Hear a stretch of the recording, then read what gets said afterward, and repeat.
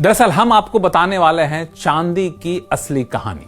होता क्या है कि जब किसी चीज के दाम काफी ज्यादा बढ़ते हैं ना, तो बढ़ते बढ़ते जाने के बाद थक जाता है दाम और फिर वहां से नीचे आना शुरू होता है।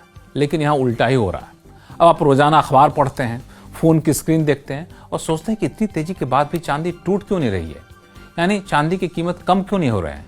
क्या ये सिर्फ सट्टा है या फिर इसके पीछे कोई गहरी वजह छिपी हुई है, कोई गहरी साजिश तो नहीं है। सच तो यह है कि चांदी की असली कहानी भावों के उतार चढ़ाव में नहीं है, बल्कि जमीन के नीचे और फैक्ट्रियों के अंदर लिखी जा रही है। अब ऐसी कौन सी कहानी है भाई जो जमीन के नीचे लिखी जा रही है, फैक्ट्री के अंदर लिखी जा रही है? इसके लिए आपको कुछ साल पहले ले चलते हैं। दरअसल सालों तक हमने चांदी को सोने का सस्ता भाई माना, यानी जब सोना महंगा लगने लगे तो चांदी ले लो, यही सोच थी। लेकिन अब हालात बदल चुके हैं। बाजार खुद कह रहा है कि चांदी अब किसी की परछाई नहीं है, बल्कि अपनी अलग पहचान बना चुकी है। अब जरा जमीन के नीचे चलिए। आमतौर पर किसी भी मेटल में ऐसा होता है कि जैसे ही मांग बढ़ती है, खदानों से उत्पादन बढ़ा दिया जाता है। लेकिन चांदी के साथ ऐसा नहीं हुआ। पूछेंगे क्यों? तो बड़ा दिलचस्प कहानी है। दरअसल बीते करीब 5 साल से चांदी की सप्लाई लगभग वहीं की वहीं अटकी हुई है, यानी जितनी चांदी दुनिया को चाहिए उतनी निकल ही नहीं पा रही है। जी हाँ, बड़ा इंटरेस्टिंग कहानी है। जितनी चाहिए उतनी निकल ही नहीं पा रही है। ऐसा नहीं निकाल नहीं रहे हैं, ऐसा नहीं कि निकालने वाली मशीन खराब हो गई है। दरअसल निकाल ही नहीं पा रहे हैं क्योंकि चांदी है ही नहीं। अब आपको कहानी में यहीं से ट्विस्ट आता है। हर साल बाजार में चांदी की मांग बढ़ रही है, लेकिन सप्लाई उसी रफ्तार से नहीं बढ़ पा रही है, यानी जितनी डिमांड उतना सप्लाई हो नहीं रही है। नतीजा यह हुआ कि चांदी की कमी करीब 100 से 125 मिलियन ऑन्स तक पहुंच चुकी है। यानी जितनी चांदी चाहिए और जितनी सप्लाई हो रही है उसमें अंतर है। सप्लाई हो रही है कम और डिमांड है ज्यादा। तो कितनी कम सप्लाई हो रही है? करीब 100 से 125 मिलियन ऑन्स तक। यह कमी आज की नहीं है, रातों रात नहीं हुई है। दरअसल 2021 से लगातार ये कमी बनी हुई है। कई साल कमी बढ़ जाती है। मतलब साफ है कि हर साल बाजार में थोड़ी सप्लाई डिमांड मिसमैच बढ़ती गई। अब पिछले साल का आंकड़ा ही लीजिए ना, 36,217 मीट्रिक टन की डिमांड थी चांदी की, लेकिन सप्लाई कितनी हुई पता है आपको? सिर्फ 31,565 मीट्रिक टन। इस साल यानी पिछले साल की बात कर लें, अब तो 2025 पिछला साल हो गया। 2025 में 35,730 मीट्रिक टन चांदी की डिमांड थी। अनुमान लगाया गया था कि इतना चांदी चाहिए, और खपत के हिसाब से देखें तो कितना? 35,730 मीट्रिक टन। लेकिन सप्लाई कितनी हुई पता आपको? 32,066 मीट्रिक टन इसका अनुमान है। यानी कहां 35 कहां 32। अब सोचिए कि डिमांड के मुकाबले चांदी कहां है। अब इंडस्ट्री का अनुमान यह है कि दुनिया में सिल्वर के जितने भी रिजर्व हैं वो 2025 तक लगभग खत्म होने का कार्य पहुंच चुके हैं। और जब चांदी की सप्लाई ही खत्म हो जाएगी तो फिर मुंह मांगा कीमत लगाते रहिए। सप्लाई होगी नहीं तो जिसके पास पड़ा हो वो अपने मन के हिसाब से कीमत मांगेगा आपसे। अब सवाल यहाँ यह आता है कि आखिर सप्लाई बढ़ क्यों नहीं रही है? दरअसल इसका जवाब भी कहानी जैसा ही है। दुनिया में चांदी की खदानें जो होती हैं, जहां चांदी निकलती है, वो बहुत कम है।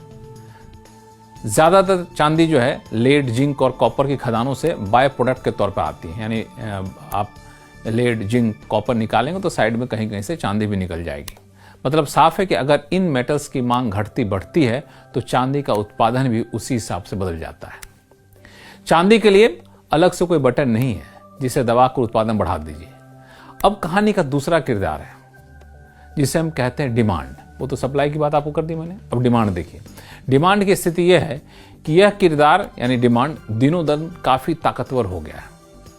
हम लोग जो कहते हैं ना कि बिजली सोलर से पैदा कर लेंगे, पेट्रोल डीजल बताइए, इलेक्ट्रिक गाड़ियों से चल दीजिए, इलेक्ट्रॉनिक्स का इस्तेमाल बढ़ाइए, डेटा सेंटर्स खोल दीजिए, इलेक्ट्रिक व्हीकल्स लगा दीजिए। दरअसल इन सारी जगहों पे चांदी की जरूरत होती है।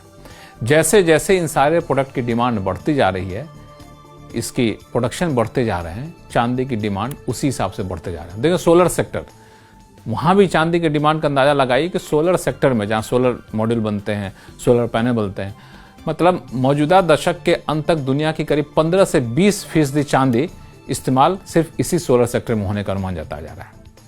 वहीं एक इलेक्ट्रिक व्हीकल में 25 से 50 ग्राम तक चांदी लग रही है। अब सड़कों पर देखिए कितने इलेक्ट्रिक व्हीकल गुजरती रहती है, अंदाजा लगा कितनी चांदी की जरूरत पड़ती होगी। जैसे जैसे फुल इलेक्ट्रिक गाड़ियां बढ़ेंगी, चांदी की भूख वैसे ही बढ़ती जाएगी। किरदारों के बाद अब बात आती है इस कहानी में एक नए मोड़ की। जी हाँ, सिर्फ इंडस्ट्रियल इस्तेमाल ही नहीं बल्कि अब निवेश भी बढ़ा है। अब निवेश के लिए क्या करते हैं लोग, सिल्वर ETF ले लो, सिल्वर म्यूचुअल फंड ले लो।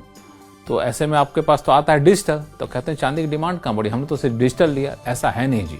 आप जब सिल्वर ETF लेते हैं ना, तो जितने का ETF आप लेते हैं डिजिटल, जहाँ से लेते हैं जिस प्लेटफॉर्म से, उस प्लेटफॉर्म की जिम्मेदारी होती है कि उतने के बराबर की चांदी कहीं रख ले किसी स्टोर में, किसी वेयर हाउस में।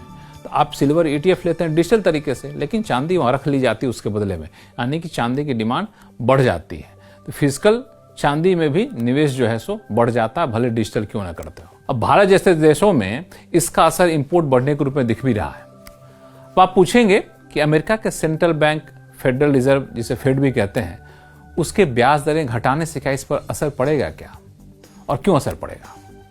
दरअसल रेट कट से चांदी को सपोर्ट जरूर मिलता है, लेकिन असली ताकत उस सप्लाई गैप में है जो 100 मिलियन ऑन्स से ज्यादा की हो चुकी है।